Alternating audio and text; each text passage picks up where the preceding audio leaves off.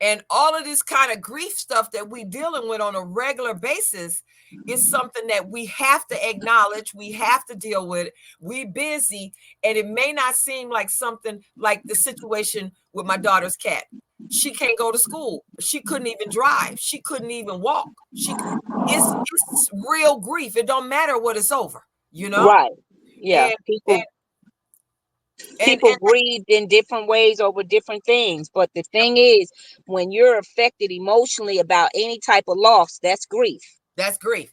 And a lot of women are affected by losses of their lifestyle. I was probably having that one, of their relationships, of their jobs that they thought they was going to see, because grief is on several levels. One of the aspects of grief is what could have happened in the future, something that you really don't even know. And so I think that those are the kinds of things that actually put more stress on us, because we in a state of grief and we won't acknowledge it. Yes, that's true. And that's been a taught behavior. That's been a learned behavior too, because we didn't properly see people around us grieve. I know I haven't really seen my mother grieve. I didn't see her cry much. When different people transitioned in our family, she wasn't an emotional person like that. So I would be one to say that I had to learn how to grieve, because it's not something that I grew up with. I didn't see healthy grief. I didn't see grief at all. You I know what seen I think people. we should do at the raggedy nerves thing? We should do that traditional grief yell. You know how women gather and they scream and they Yes. cry, and I think we need to do that. Yes, I yes, think it's we need to important. do that. Yeah, It's important because we've learned how to suppress grief, yeah. and I, we've actually mastered it, because that's why when I coach a lot of women, when we're doing the vaginal steam and we're going through the mental and emotional and spiritual work, a lot of women tell me, Ajay, it's been so long since I cried. I haven't cried in so long. And when I hear that, because now I know about grief, I had to reprogram myself about grief. I had to deprogram what I thought I knew about grief. And like you were saying with your daughter with the cat, anything that you lose is grieving. yep. Because I would You be could grieve grieving an about a lot earring. of stuff. You could grieve an earring. I wouldn't be able to find a pocketbook that I really had sentimental Yep. value to. Yep. Not, Yep. somebody gave it to me. My grandmother gave it to me, Yep. and I can't find it. And Yeah. people saying, "Oh, you could get another pocketbook. You could get another." No, you don't understand. My grandmother gave me that. Yeah. That it's sentimental, and for me to lose it, I'm having a whole grieving process now, Yeah. because I can't remember what I did with it, if I Yeah. loaned it out, if I didn't make sure somebody gave it back. Like, I'm Right. going through a whole episode. That's grief, That's grief. That's grief. because it changed my attitude, it changed my temperament, it Yep. changed my mood. Yep. I was bitchy for a couple days. I was Yep. snappy. Yep. And my daughter and I remember my children like, Mom, it's just a bad. No, it's not just a bad. Right. It's Right. not. Right. Right. Right. Right. Yep. I totally get it. I had a what they call it, those glass dishes, Cornell ware, that my mom used to use and make the macaroni and cheese in the glass. Yes, yes. Everybody used to buy, and one of my kids dropped it and it shattered, and it was one from my upbringing, from me growing up, and I screamed, and hit the floor, because that was like my mom's dish. And my kids all stood still and was like, oh my God, the Cornell ware, that's a big, because they knew it was from me growing up. Right, right. And it was I had to get a grip. But the thing was, is I said, you know what? It's okay. I'll find another one. But this was my mama's. This is the one I grew up eating macaroni and cheese out of on Sunday, This was the one my sister would put one macaroni and cheese in the refrigerator on her day to wash dishes so she didn't have to wash it and bring it out 3 days later and it's a hard macaroni and cheese.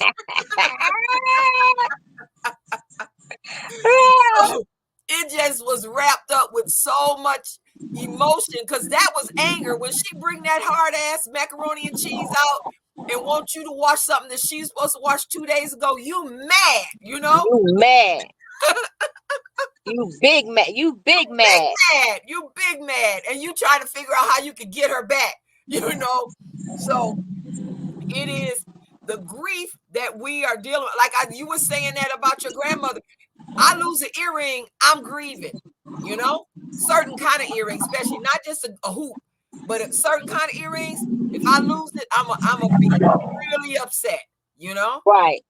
And And I so, think we should give ourselves permission to grieve, give ourselves allowing ourselves to grieve properly, even when it comes to someone, you know, transitioning into the spiritual realm and they're no longer here with us in the physical. A lot of us feel ashamed about grieving that. yes, we You do. know, the world Yes, has we do. become so distractive and so structured about what you can do and what you can't do and when you Right, can do it and how you right, can do it and who you can do it with, that right, we've been very disassociated or disconnected from our emotional selves. Like right, that is a natural thing to grieve because we're spiritual beings, and when you feel lost as a spiritual being, it's a feeling. No one can tell you how to feel. right, right. You No know, one can tell you how long to feel. Oh, right, you should be over that by now. That happened 2 years ago. Okay, but I'm still in my grieving process. right, Allow me to grieve the way that right, I want to grieve. It may not look like your grief. right. It may not have, been short lived like your grief. Everybody processes things different. But I think allowing yourself to grieve how you want to grieve and what ways that you want to grieve them in. Sometimes I feel like because I haven't grieved about a lot of things that I should have grieved about, they'll come upon me on certain days and I just want to cry. And I'm That's like, what I'm I talking wish about. I would have gave myself permission to cry then, but I Yep. didn't. But I can give myself permission today. Right, right. And that's what we always talking about, permission granted. We all around everything around giving ourselves permission, even though it may not have been what people consider quote normal or regular or average or whatever that is. We are here to give ourselves permission on all kinds of levels, And we deserve, and we deserve it. to grieve. We deserve to love healthy. We deserve to be emotionally healthy, spiritually healthy, and mentally healthy Yep, because that affects us physically. right.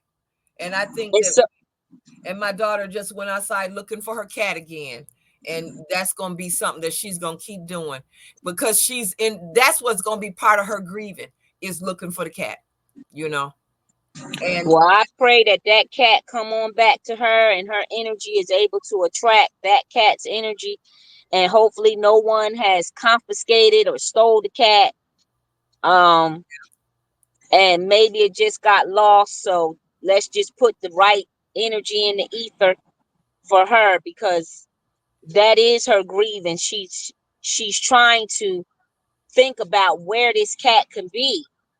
She's in her mind like, okay, hopefully nothing bad has happened, well, but that's where she your just mind don't goes know. first. That's where your mind goes first. Yeah, That's why people naturally. don't like the grief because they don't like the total breakdown that it takes to go through grieving. And you can collapse. Like I said, I collapsed because of my mama's, Cornell wear, you know? I mean, people are going to do different things and nobody wants to let themselves go like that.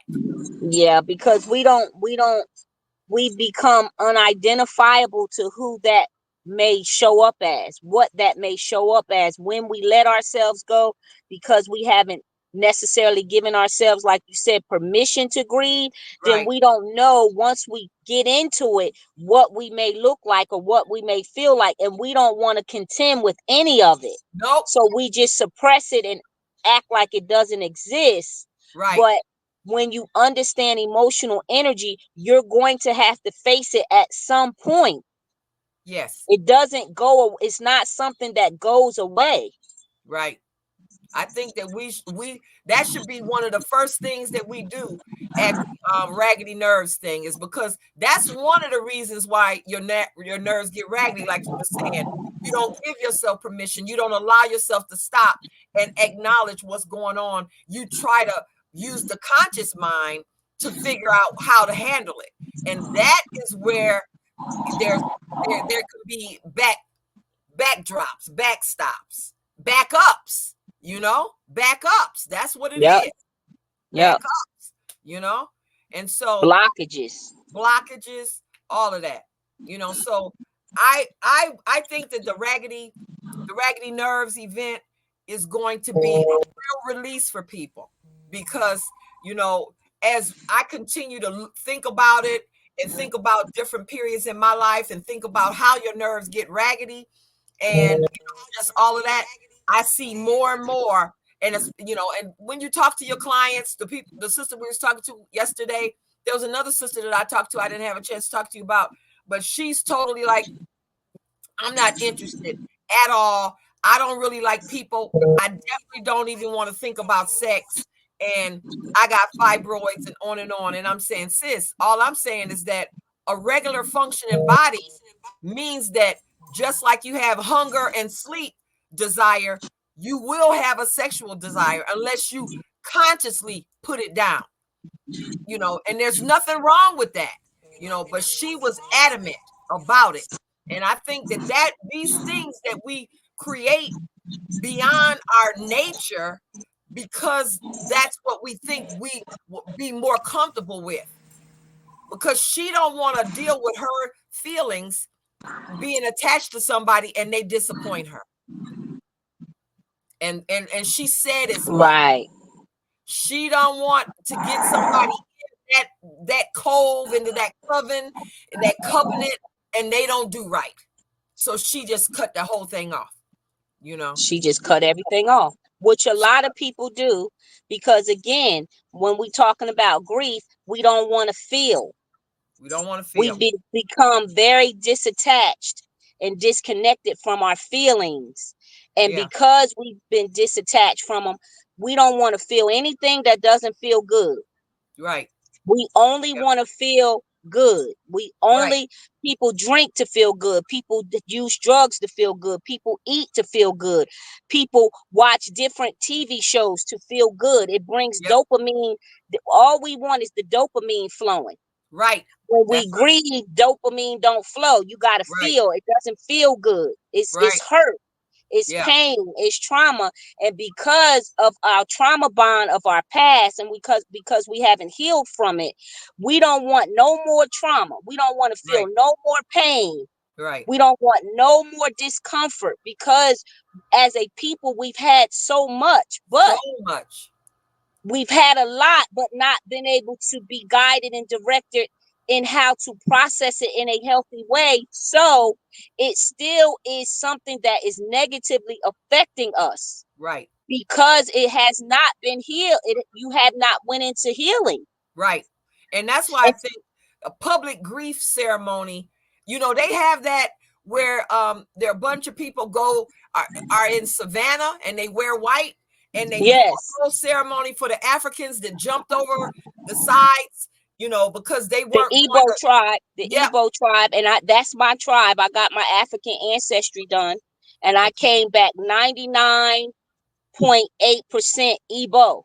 Okay. And Okay. so that picture of the Africans who jumped over the slave ship to walk in a line with chains around their neck and drowned themselves into the Atlantic Ocean because they knew it wasn't going to be anything good when they got to wherever it was that the enemy was taking them. Yep. They knew just feeling that enemy's energy, that it was not going to be good, and they all decided to drown themselves.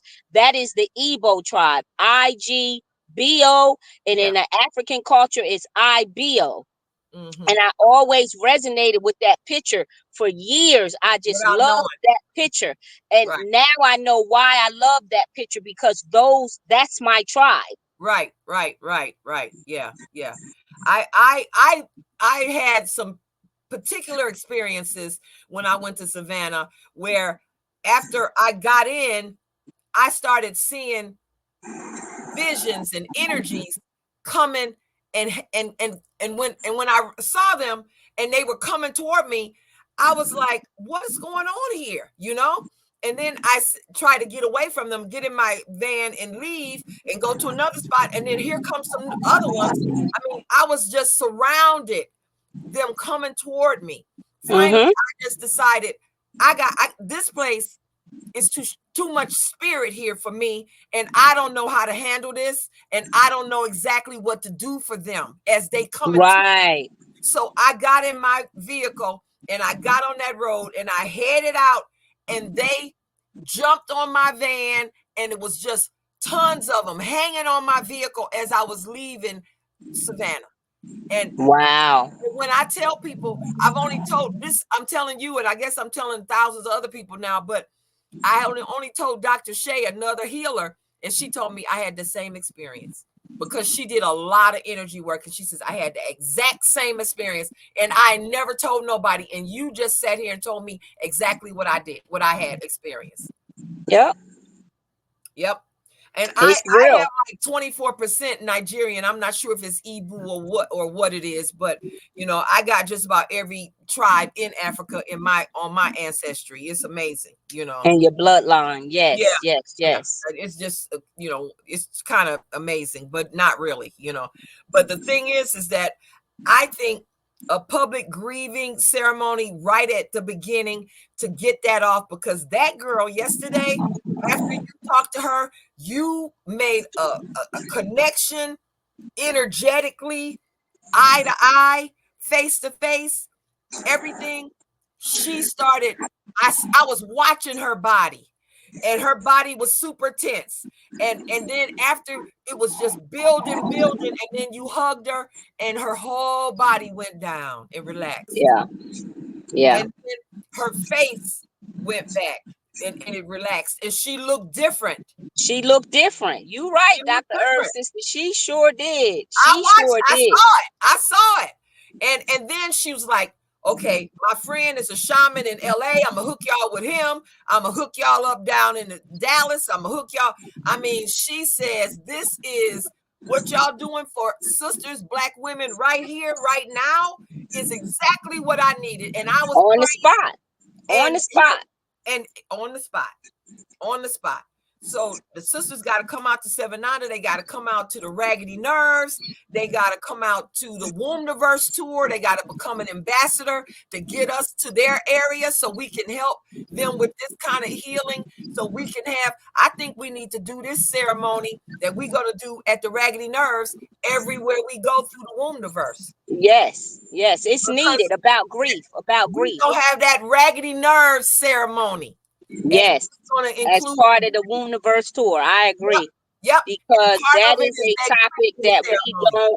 we don't expound on much. Yep, You don't hear yep, people talking about grief. And then when yep, grief comes up, like at a funeral, or somebody gets, unalived, or, something tragic happens in our family, we don't know how to deal with it. We don't even know how to be there for other people. yep. We don't That's even know true. how to be there for other people, because you have to be there for yourself Yeah, before you can hold space for anyone else's grief. right. You got to be able to understand and know how you grieve. What's your grieving process? Yep, Before you could be there for a mother or someone else in the family that's grieving, are you grieving? right. And And so a lot of people will be there for other people when they themselves have not grieved. I raised my hand on that one because that's me. I could attest to that exactly, because there, especially as an eldest daughter, we got this birth order stuff and everything. I always feel like I got to hold it together so that I can help my siblings or I can help other people, you know? So I hold my hand up on that one. But this whole thing today, and that's how you have to look at various things that change in your life, the various seasons and the cycles and everything. How can you use this to grow? How can you use this to help others? How can you use this? And from today, with the cat ended up missing last night, but today with my daughter and the way she was grieving, and just my sister, and I'm trying to help her, and the sister we were talking to yesterday, and the other sister who got a wall around her so strong that she's going to have some other issues, but I am not going to be there to see it, and she's not going to see that it's from how she talking to herself about how she don't need to have this interaction with anybody, this emotional connection with, she don't need it, she don't want it, you know. And then she says, I really don't even like people. Wow. And she with two girlfriends, she with two women, and I don't like people. And if I was one of the sisters, I'm saying, well, what I'm doing with you, you know? Right. Because Because she said a lot in that one statement. she said a lot. And I said, sis, I ain't trying to tell you how to be. I'm just trying to tell you that natural cycles, natural life, food, hunger, sleep, sex, that is part of desire of the natural life, you know. Mm-hmm. But what, I turned it on while we were talking because it was such a good flow. If you have something else you want to say, then you can, and then we can Wrap it up. wrap Yeah, it up with a I womb just want universe. to be able to allow people to know that we're doing something that's very necessary. I was at my meeting this morning. We're starting a rites of passage ceremony for girls 9 through 18. Mhm. And I'm working with a couple other sisters, and we meet up on Mondays at 9. And I was telling them my greatest reward from doing Seven Nanda with you yesterday was that we both seen the need, which is why we're there. Yeah, But yesterday, the community showed. I watched when you talk to people, they was in front of you like in a bunch, in a group. yeah, People was walking by and ear hustling, and they heard us talking about womb wellness, and they gravitated yes. because it's so needed and it's so necessary, and it's something that we're not doing. And Core, so the core women, healing, other core. women holding space, and that was like candy. It's so attractive. And so many women said yesterday, can I give you a hug? Many women said yesterday, can I give you a hug? Because Right. we need each other so much. Yes. Yes. Just, in conversation. It's not anything. I didn't give them no money. I didn't give them no food. I didn't give them, anything that people feel like is worthy in these days and times. But we just poured in people's lives We poured yesterday. in. And We it's more poured in. valuable. It's more valuable and worthy than giving anybody any food, any money, any, any materialistic things. We shared health and wellness. We shared something that people showed up that they're not getting it. And Nope. that It's a is the void. gift. It's a Yes. void.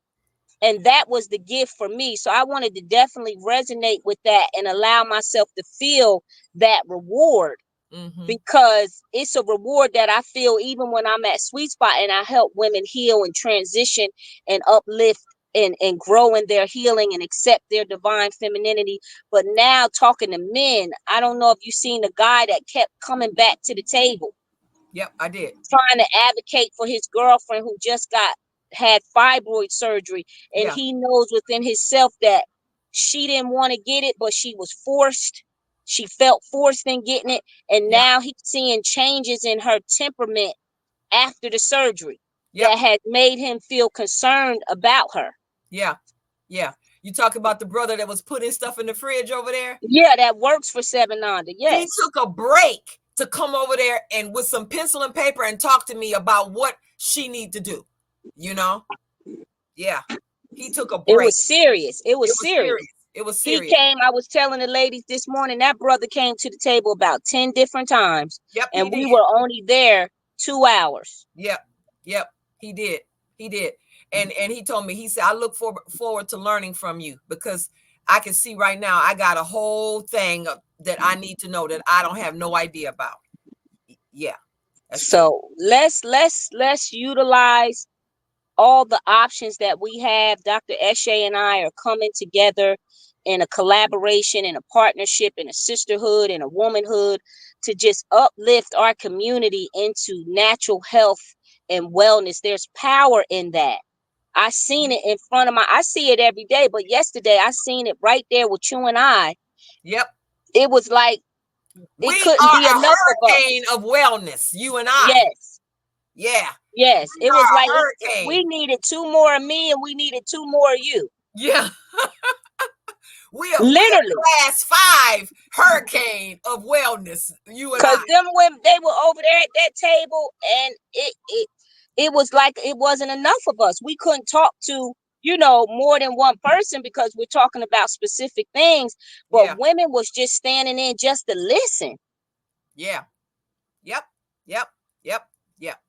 So yeah, this is going to be some powerful healing going on, and once this thing gets out, we are going to be everywhere, and it's going to be a real powerhouse. And people need to come on, because once we hit I saw it yesterday. Once we start getting so far out of town, like Texas and California and stuff, if we need something, we ain't driving back, we flying back, getting it, and then flying back to where our car is. Right.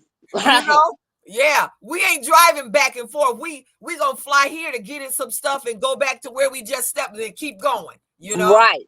Right. So Cause it's gonna be it's needed everywhere. I seen yep, that yesterday. And yep, Atlanta, has become very spoiled in what their options are because it's so saturated here. yeah, yeah. But at the same time, it's many places outside of Atlanta that needs this what we're offering so much. But Like guess they what? need it, like they need oxygen. They sure do. But guess what? And that's the thing that I think a lot of people was recognizing. All healers are not the same. Yes, And that's you true, and Dr. I Herb Sister. together, this is a whole nother thing that you have not seen before. You You know? have not, Nope. because it's talking to you like your mother, your girlfriend, your sister, your auntie. It's not talking to you like a Your practitioner. ancestor. Because like your ancestors, because Yes. I'm not above anybody. I Yeah. got my own wellness that I have to work on as well. Yeah. I'm not perfect. I'm Yeah. going through my healing. You're going through your healing, like you're bringing up the grief with your daughter and the things that you started off this call with. We Yeah. all go through things. And so Yeah. I like to be very relative to people. Very Right. relative. I'm not, Yeah. because I'm a holistic practitioner and wellness coach, and it's a knowledge that I have. I don't know everything. Right. There's things that I still have to contend with to make sure my holistic health and wellness stays on point. Right. I'm But still on my journey, but we out there and we doing but the I'm work. out there, you're out Doing there, the and we're work. Yep. helping with what I do know. What I Right. do know. I don't, Right. claim to know everything. You've never came off as a person who claimed to know everything. I'm always open Um, to learn. but what I love about the dynamic of our duo is we are very relatable. Yes. We're Yes. very relatable with young women, older women, wiser Yes. women. It doesn't matter, because Right. we're a woman. We should be able to be relatable to any age woman. Right. Yeah. So we want you to come, WombNiverse tour.org.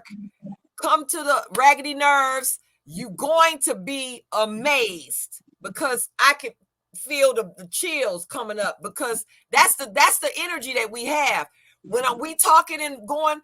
Stuff just continues to flow and evolve.